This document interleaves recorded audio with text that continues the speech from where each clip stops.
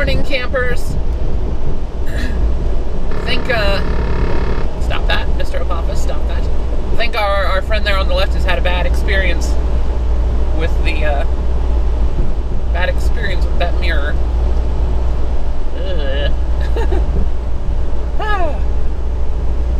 Alright, oh my gosh. What happened to you? Okay, you could have been a little further forward before getting in front of me, but still, good gravy, look at that truck. Whew. At least the driver's compartment seems to be mostly intact, so he's probably okay, but that's a bad day right there. It turns out, I stopped early last night, by the way, as the road just continued to get worse and worse, and then the sun went down. I don't know if that cabin is entirely securely attached to that truck that he's towing. I do not want to be behind that. I'm really glad he didn't get in front of me, because I don't know if I want to stay there. So we just got to watch out, just in case that happens to be in the road at some point in front of us. Oh, yep, now he's in our lane. Cool. I stopped early last night because the roads kept getting worse, and then the sun went down, and as soon as the sun went down, like, it started bad. As soon as the sun was down, it was like, okay, this is bad, we need to get off this road. There were UPS and FedEx trucks still out here doing 70 on roads that were completely snow covered, and it was bad. And there was snowplows out that were doing like 35. And if you tried to pass them, you got covered in snow. So you had to stay behind the snowplows. And then you have people coming up behind you that were angry at you for staying behind the snowplow. So, so we just said, you know what? No, we're not going to do this today. We're not going to drive in this mess, because I'm confident I can keep this truck moving forward in quite bad conditions, road-wise. I can keep my truck under control pretty well. I know when to go slow. I know when I don't need to go slow.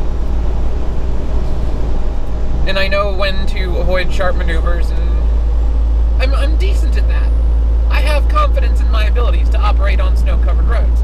I do not have that kind of confidence in all the other people that are out here. And I do not want to be crashed by said other people. And no matter how good you are at driving in the snow, if somebody gets in front of you and wrecks, you're in trouble. I would really like for you two to go faster than 58, if at all possible, because we're hammered down on this load now because we lost 15 hours for stopping for snow.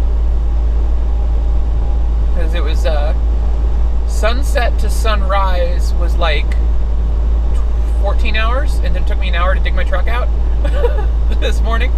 Because I set my alarm for sunrise. Like, yeah, just wake up and go.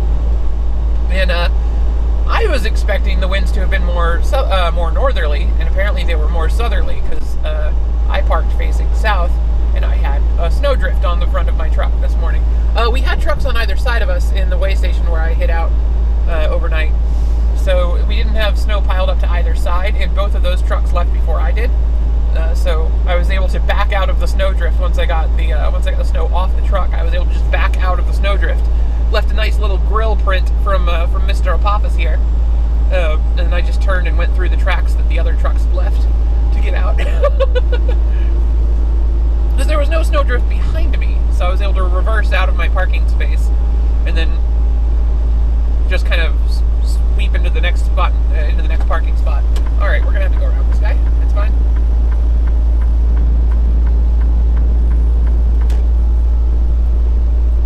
It's weird to find a truck slower than me. That's definitely an odd one. That doesn't happen too often.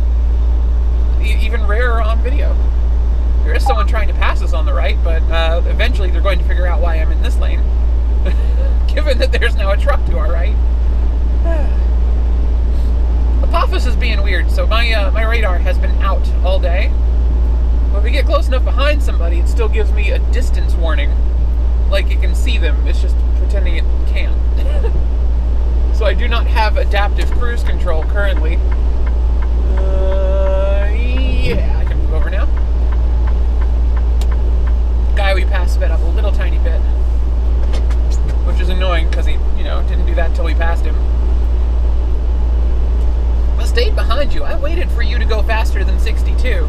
people out here go faster than 62, and I only go 62. I feel like I gave him ample opportunity to get up to that speed or faster before I tried to pass him. And successfully passed him. So, hi! Flatbed. I think that was a flatbed that I talked to yesterday.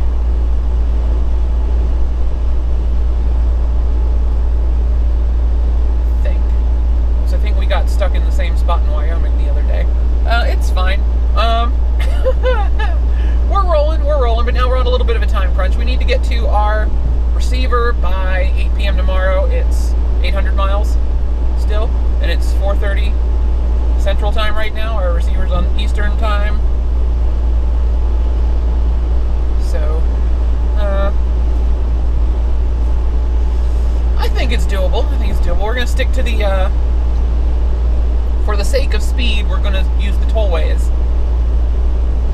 The Indiana Toll Road and Ohio Turnpike. At least till we get to Interstate 80 going east, and then we'll jump on that across Pennsylvania, I believe.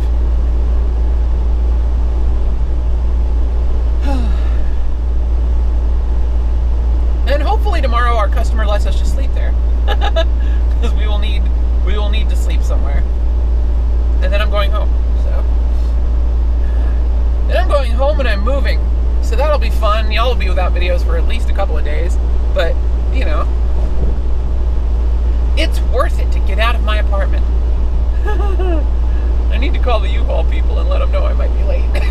I'll do that tomorrow. It'll be fine. It will be fine. Everything is fine. It's been like 2 weeks since I was down with the sickness. It's been 2 weeks since I was sick and couldn't drive, and I'm still coughing up green stuff. That's very annoying. I am now embarrassed to put this up because I made that noise, but I don't care. That's the fun of no editing. I have no editing computer, so I can't cut that out unless I'm over 10 minutes, which I'm not. I'm not over 10 minutes. I just checked. I've got like 2 more minutes to do an outro and cut the footage before it loops itself and it becomes 2 parts. And I don't want to do 2 parts because it's annoying to upload.